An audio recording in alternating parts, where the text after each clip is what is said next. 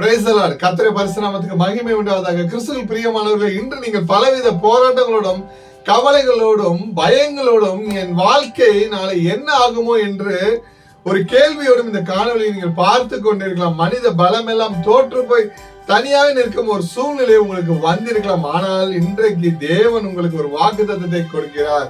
உங்களை ஒடுக்கிய சூழ்நிலைகள் மாறும், உங்கள் வாழ்க்கை ஆசீர்வதிக்கப்படும். ஒரு பெரியல் அனுபவத்தை இன்று தேவன் உங்களுக்கு தரப்போகிறார். ஆமென், ஹல்லேலூயா. கிறிஸ்துவுக்குள் பிரியமானவர்களே, வாசிப்போம். ஆதியாகமம் 32ஆம் அதிகாரம் 30ஆம் வசனம். அப்பொழுது யாக்கோபு, நான் தேவனை முகமுகமாய் கண்டேன், உயிர் தப்பி பிழைத்தேன் என்று சொல்லி அந்த ஸ்தலத்துக்கு பெனியேல் என்று பெயரிட்டான். ஆமென், ஹல்லேலூயா. கிறிஸ்துவுக்குள் பிரியமானவர்களே, வசனத்திலிருந்து நாம் கற்றுக்கொள்ள வேண்டிய 2 முக்கியமான சத்தியங்களை என்று நாம் தியானிப்போம். முதலாவது, யாக்கோபின் தனிமை, மனித பலம் தோற்கும் இடம்.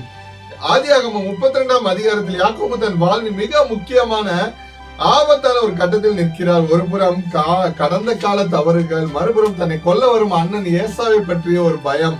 தன் குடும்பத்தையும் ஆசையையும் ஆற்றை கடக்க விட்டு யாக்கோபு தனித்து விடப்படுகிறார். ஆம் பிரியமானவர்களே, மனித உதவி ஏதும் இல்லாத, யாரும் கூட இல்லாத அந்த தனிமையின் இரவில் தான் தேவன் அவரிடம் வருகிறார்.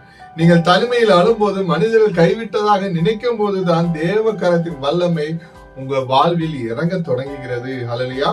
பெனியேல் அனுபவம் என்றால் என்ன? பெனியேல் என்றால் தேவனின் முகம் என்று பொருள். யாக்கோபு விடியும் அளவும் தேவ தூதனோடு போராடுகிறார். அவர் தன் சொந்த பலத்தால் ஜெயிக்கவில்லை, மாறாக நீர் என்னை ஆசீர்வதித்தால் ஒழிய உம்மை போக விடேன் என்று தேவனை உறுதியாக பற்றி கொள்கிறார். ஹல்லேலூயா. இன்று உங்கள் வாழ்க்கையிலும் பெனியேல் அனுபவம் 3 பெரிய அற்புதங்களை செய்யும். முதலாவது, அடையாள மாற்றம். அதுவரை யாக்கோபு பிடிவாதம் உள்ளவன், ஏமாற்றுக்காரன் என்று அழைக்கப்பட்டவர் பெனியேல் அனுபவத்திற்கு பின் இஸ்ரவேலர் தேவனோடும் மனிதரோடும் போராடி மேற்கொண்ட இளவரசன் என்று மாற்றப்பட்டார். ஹல்லேலூயா. உங்கள் பழைய பலவீனங்களை மாற்றி தேவன் உங்களுக்கு ஒரு புதிய கௌரவத்தையும் பெயரையும் தருவார். ஆமென்.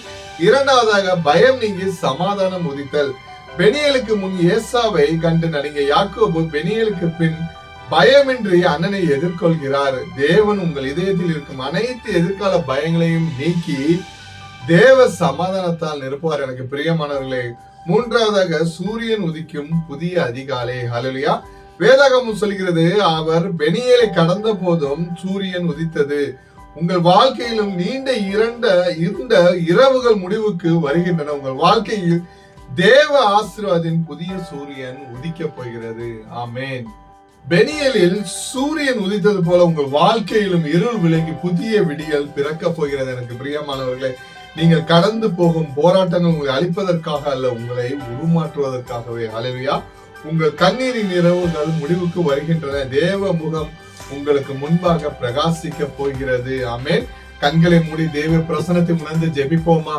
அன்பின் பிதாவே, பரலோக தேவனே, இந்த காணொலியை பார்த்து கொண்டிருக்கும் ஒவ்வொரு பிள்ளைகளுக்காக நாங்கள் ஜெபிக்கிறோம் ஐயா. யாக்கோபை போல வாழ்க்கையின் ஏதோ ஒரு போராட்டத்தில், தனிமையில், பயத்தில் தவித்துக் கொண்டிருக்கும் ஒவ்வொரு உள்ளத்தையும் நீ தொடுவீராக ஆண்டவரே. இவர்களுக்கு ஒரு பெனியேல் அனுபவத்தை தாரும் ஐயா. இவர்களின் தடைகள் உடையட்டும் அப்பா.